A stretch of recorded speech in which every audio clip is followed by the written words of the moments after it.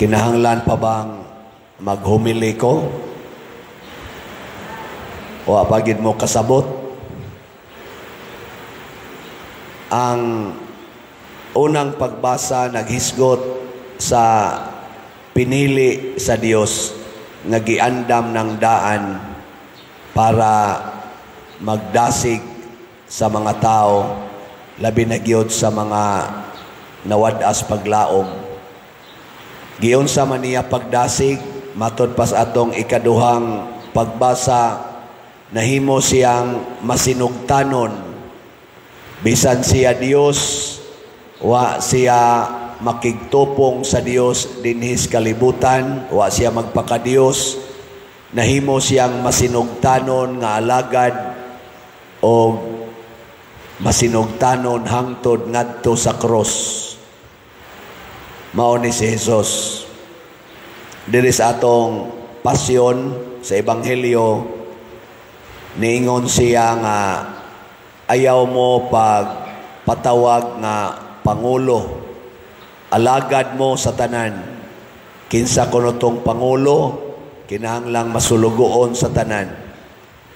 Kamong mga ginikanan nga ni adinhi, sugod karon kinahanglan masulugoon na mo sa inyong mga anak. Okay ninyo? Dili. Ayaw na mo panugo sa inyong mga anak. Okay, dili. Mga hudas di mo. Kana bang magsigig kuyog sa Ginoo ba o niya? Di mo sunod sa sultis Ginoo. Di na lagi kuno ta manugo. Mao bitang nagkagubot ning atong nasod kay mga hinugo kayo ang atong mga leaders, kadaghanan. Nya karon panahos eleksyon, hala hago gyud panglamano anang mga kamot sa mga tao. Hapit na lang dili mamahuway kay magsigig yung lamano, siging suroy ngadto sa mga dapit nga suok-suok. Nya iniglingkod na. Ay na lang. Sa ato pa, ang tinuod nga angay butaran karon kanang liwat ni Hesus nga magpasugo gyud dili manugo. Naabay kandidato karon nga magpasugo gyud dili manugo. Naawa og naa butari ugwa gani may pagwa.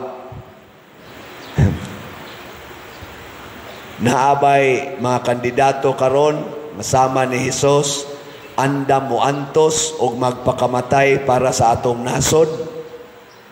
Naawa og wa gani ay nalagbutar. Way kapuslanan kay di makaluwas ang tinuod nga manluluwas kanang andam gyud mo antos, di mahadlok mamatay para sa nasod.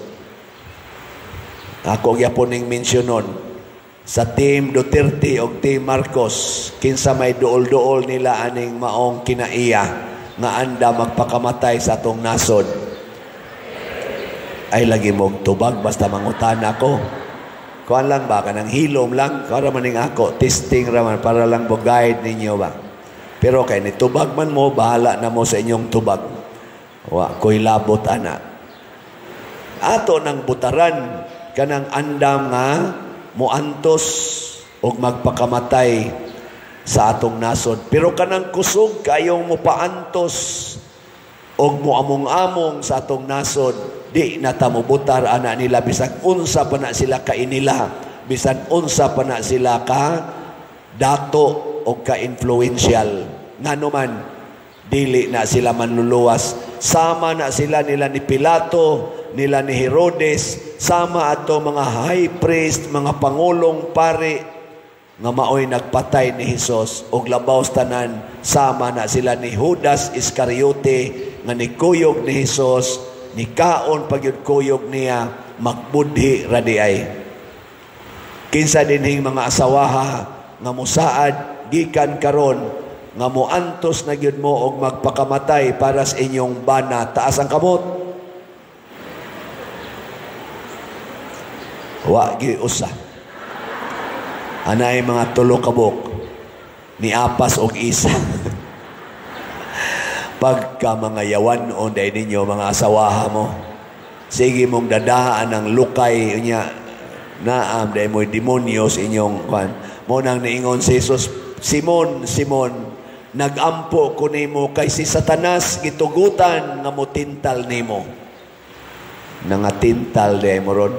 Basin pag makabawi ang mga bana, kinsa ninyo, nga sugod karon musaad na gyud nga magantos na gyud og magpakamatay para sa asawa, din agin mo masuko sa inyong asawa. Taas ang kamot.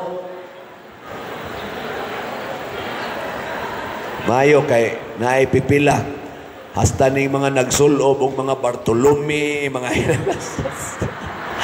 gapanagan na sa giisa. Sulob-sulob na. Mao na. Di ta makaluwas, basta inanir ta kotob. Sige lang simba, dadaan ng lukay. Kibaw ba mo anang lukay? Palma. Maunay ibutang nga simbolo sa martyrdom. Mauna mga martyr sa Mang Pedro Kalungsod, nagdaan ng palma. So kamong nagbitbitan ng mga palma, sabot, anda mong muantos, anda mong mahimong martyr. Kung dili mo ana gusto, ilabay. Ay na nagpabinditahi karon. Mubindita man karon sa wap ang mabinditahi, pero ilabay lang na di ko muantos nimo. Simbolo man day kas pag-antos di ay. So magpabindita kay mo ana, kinahanglan muantos gid mo. Sama pananglit, din amo manugo, din amo magyaw-yaw. Ana, mo na yung mga pag-antos, di na mo manglibak. Labaw sa tanan, magsige mong palit og slat. Nga di na gyud mo muhunong og palit og slat, bahalag wa na mo ikaon. Total fasting man sa ron karong kuana, karong simanaha, ting fasting man. Ano?